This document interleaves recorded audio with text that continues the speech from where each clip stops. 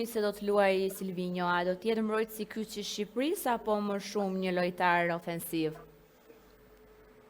Së pari mendoj që Ministri Kakoqi I mendon gjitha, gjithë versionet e mundshme deri tek pozitat ofensive që ne të zakonshmit ndoshta edhe nuk I mendojmë fare.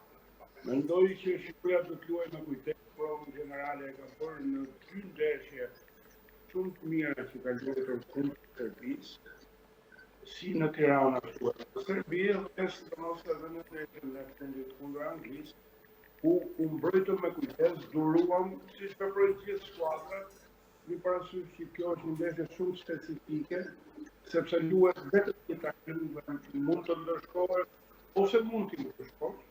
Cila skem taktike pritet të përdor trajneri për këtë gjysmë finale? 4-3-3 apo 3-5-2? Po, shikos, kjo fjala skem taktike është pak luajale në zoni. Natyrisht të thuash do luaj me kujdes, do të thënë që përpara ne do të luajmë sidomos fillimisht unë parashikoj që luajmë me një lojtar gjysmë, por kjo nuk do të thotë që ne do të tentojmë t'i mbajmë larg zonës, por nuk do të tentojmë t'i godasim. Kështu që mendoj që pjesa e skemës taktike me numra është pak e tejkaluar në sidomos në këtë ndeshje. Ajo që besoj unë është që ne do të tentojmë të rrymë ekuilibrin dhe të ruajmë forcat sepse ndeshja mund të jetë me shtesë, mund të jetë I gjatë, pra janë shumë gjëra që duhet parashikohen dhe besoj Ministri I ka menduar më mirë se ne që flasim nga jashtë gjëra të tilla. Si mund të ndikojë zgjedhja mes fushës në kontrollin e lojës kundër Polonisë? Besoj që ajo do të jetë femra e Akilit, sepse një ekip si Polonia, e cila është e dënuar, po e them në thojza, është e dënuar që duke bërë fushën e saj, kërkoj tepër sulmoj, femra e Akilit është mes I fushës dhe unë besoj që kapacitetet që ne kemi në mes fushë sidomos mundet edhe të farë mënyra të barazdheshojmë mungesat që kemi shumë.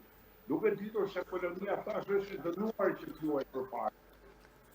Shpresoj shumë që ky repart, por edhe pjesa e mbrojtjes duhet kemi parasysh që si hyse ashtu edhe Mikaj në momentet caktuara janë shumë aktiv në krahët e tyre dhe mund t'i japin një dorë skuadrës, por qëllimi kryesor besoj në pjesën e parë t'i mbajnë sa më larg zonës tonë dhe të mos bëjmë ndonjë gabim I cili mund të rezultojë fatal. A do të përdor Shqipëria strategji më të hapur apo do mbrohet dhe do pres gabimet e kundërshtarit? Është vetvrasje të zgjedhësh këtë lloj taktike. Sepse çdo skuadër po e lehtë të përbërë sistemin, pastaj e ka më të lehtë për më tepër që Polonia ka një korpus lojtarësh që mund të mbajnë në presion, si të përgatitur fizikisht ashtu edhe me shpejtësi të ligje. Të dy këto element I bëjnë ata të rrezikshëm, por asnjë skuadër që edhe Polonia me cilën jemi ndeshur dhe e njohim mirë, nuk do të bëjë harakiri në fillim, nuk do të tentojë, por nuk do të bëjë harakiri. Pra do të luajë dhe ajo me kujdes sepse specifika e një ndeshje, siç është ky rast, të tillë zgjedhjen taktike. Cilët janë lojtarët kryesorë të cilët mund të ndryshojnë ritmin e ndeshjes për Shqipërinë? Unë besoj që ritmin e ndeshjes për Shqipërinë e ndryshon vetëm Shqipëria. Pra, ne bëjmë mirë gjithmonë kur luajmë si skuadër. E kemi provuar këtë dhe ka rezultuar gjithmonë e suksesshme. Kështu që pas zgjedhur emra, sigurisht lojtarët e mesit të fushës, kontrolli që duhet t'i bëjnë ata lojës pa gabuar, do t'jenë ajo pika kyçe në ecurinë e këtij takimi. Si mund të neutralizohet sulmuesi kryesor polak? A duhet më shumë mbulim individual apo zonal? Unë mendoj se thjesht duhet kujdes sepse duke ndjekur dhe Lewandowski, sigurisht që ai nuk është monument për muze, sepse është futbollist aktiv akoma, por gjithsesi nuk është në formën e tij të shkëlqyer. Kështu që mendoj që një mbrojtje zonale me pak kujdes mund ta neutralizosh edhe për shkak të atërsisë dhe vështirësisë që ai ka ndërmjet. A ka ndryshuar ndonjë lojtar kryesor i ekipit kombëtar formën e këtij sezoni, se si mund të ndikoj dhe më vonë në ndeshje kjo gjë? Unë mendoj me aq sa i kam ndjekur këtu në shërbitjen në përgatitjet që bën apo ditët federat, skuadra është shumë e karikuar. Sa i takon formacionit, nuk kemi ende asnjë informacion në lidhje me formacionin që do të dalë sot në fushë. Kuptohet, bëhet fjalë vetëm për 2-3 zgjedhje e përpara, sepse një pjesë sigurisht që dihet, por ajo që është thash e rëndësishme është që ekipi të tregoj kujdes dhe durim. Gjë që 3 ndeshjet e fundit e kemi treguar dhe vetëm kjo mund të na japi shansin dhe mundësinë që ne të arrijmë atë që kërkojmë të jetë, pra të kualifikohemi për turin tjetër kundër Suedisë ose Ukrainës. Sa e rëndësishme është organizimi defensiv për Shqipërinë, sidomos në krahët e mbrojtjes? Elementi shtesë nga ndeshja me Anglinë, por që është një element shumë i rëndësishëm, mendoj që është Mitaj, por sot në futbollin modern ka shumë vite që nuk përdoret faza defensive ose faza ofensive. Sot në futbollin modern të gjithë mbrojtjet dhe të gjithë sulme, pra veprimet sulmuese të skuadrës dhe veprimet mbrojtëse të skuadrës. Kështu që nuk do ta identifikoja veprimin mbrojtës vetëm me një futbollist, por lojtarët e krahut, sidomos Hysaj dhe Mitaj, janë shumë të rëndësishëm. Mitaj sidomos për dyshën që krijon me hoxhët, duke i bërë shumë presion kundërshtarit. Shpresojmë shumë që të jenë në gjendjen e tyre më të mirë për të bërë atë që kërkojnë të jetë. A mund të përdoret Silvinho për të krijuar mbinumrin në mes të fushës dhe të hap hapësira për sulmuesit? Edhe një A mund të përdoret Silvinho për të krijuar mbinumrin në mes të fushës dhe të hap hapësira për sulmuesit? Po sigurisht Silvinho do të besoj shumë që do të ndërtoj një skuadër e cila do të jetë shumë e kujdesshme në veprimet që do të kryej për të mbrojtur nga kundërshtari, për të mos pësuar dhe në momentet saktuara, në një moment oportun, ekipi të godas dhe me shkusha ka një rol shumë të rëndësishëm në këtë operacion, do të thoja. Si pritet të ndryshojë skema taktike në rast që Shqipëria të kalojë në avantazh? Shiko, ka shumë gjëra që ti përgatit edhe në një moment të caktuar të lojës, po ju kujtoj vetëm ndeshjen e parë të Europianit, ku Shqipëria shënoi në sekondën 23. Askush ndoshta nuk e kishte menduar që ne do të ishim parë në avantazh dhe aq më tepër në sekondën e 23. Janë gjëra që improvizohen dhe kjo është detyra e stafit, sidomos e trajnerit i cili së bashku me ndihmësit e tij që i sugjerojnë gjatë gjithë kohës, por vendim marrjen e ka vetëm ai. Besoj që janë parashikuar të gjithë elementet. E rëndësishme për mua, sigurisht shënos është një gjë shumë e madhe, por për mua e rëndësishme është që skuadra të ketë ekuilibër dhe besim. Po i pati këto të dyja, pastaj është dhe çështje fati. Mos harrojmë që është një ndeshje që mund të shkojë edhe me penalti. Kështu që është një mori parashikimesh që trajneri duhet bëjë dhe besoj i ka bërë për t'u gjetur i përgatitur në çdo rast. Cilat janë pikat e dobta të Polonisë që mund të shfrytëzojë Shqipëria? Presioni. Polonia është skuadra që sot është në presion. Shqipëria nuk është në presion. Shqipëria luan në fushë kundërshtare, pra luan edhe kundër shortit, si thuash. Pothuajse, domethënë ne kemi vetëm 5% biletave, po themi 10% e stadiumit me gjithë biletat që shqiptarët nuk kanë siguruar në Poloni, pra ne kemi gjithsej para 5 deri në 10.000 tifoz, ndërkohë që ata kanë 50.000 tjerë dhe kanë gjithë opinionin i cili pret gojë hapur që ata të kualifikohen. Po su kualifikohen, dështimi është shumë i madh për ta, kurse për ne, edhe në qoftë se kjo do të ndodhë, ne kemi bërë gjatë tasim botrorin tonë, i kemi thyer rekordet tona në puntimin që kemi arritur të shkojmë në fazën e play-offit në botror, më shumë se kaq duke patur në grup Angli është e pamundur që të bësh. A mund të ketë një ndryshim të beft të formacionit të gjatë ndeshjes nga trajneri shqiptar? Përveç se po u smur dikush ose po u dëmtua duke u rrëcu nga autobusi, se pjesa tjetër unë mendoj që është përgatitur pa shkuar në Poloni. Ndeshja është përgatitur pa shkuar në Poloni. Ai ka patur kohën e nevojshme gjithë që në moment në shortit ka kontaktuar me gjithë lojtarët. Do të thonë, i ka bërë përgatitjen e tij, kështu që nuk besoj se do të ketë një surprizë. Megjithatë, në futbollin e gjitha shpresoj shumë që surprizat jetë për mirë. Si pritet të reagojë ekipi nëse Polonia ka posedim të gjatë dhe sulm të organizuar?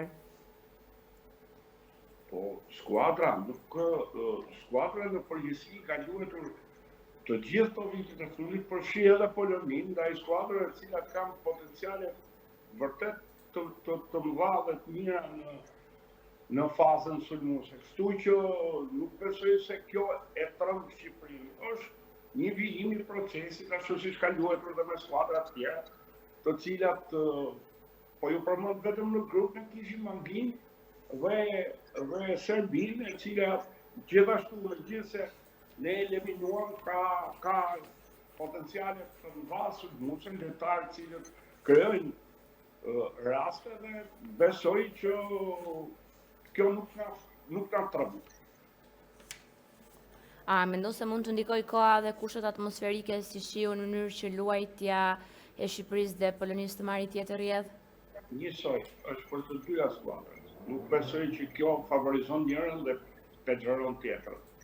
Madje një skuadër që më shumë kërkon të luaj kujdesshëm, pra të luaj mbrojtje, shiu është problemi vetëm i aksidentit, sepse shiu e shton mundësinë që ti të gabosh. Vetëm kaq, kurse pjesa tjetër nuk është se na pegjëron neve. Pra na ul neve limon Poloni, ose Pse autoriteti polak vendosi t'u jap ultrazve shqiptar leje të rikthehen në stadium pas 11 vitesh? Kjo është një ndeshje e cila është shumë e veçantë edhe për këtë fakt. Do më thonë faktin që luhet një ndeshje me një takim dhe rregulloria është e njëjtë sikur ne luajmë në eliminatore. Pra, ti je 5% të biletave të tua, ai ti je 5% të biletave të veta. Por kjo është ndeshje specifike sepse luhet me një takim, megjithatë rregulloria është e njëjtë.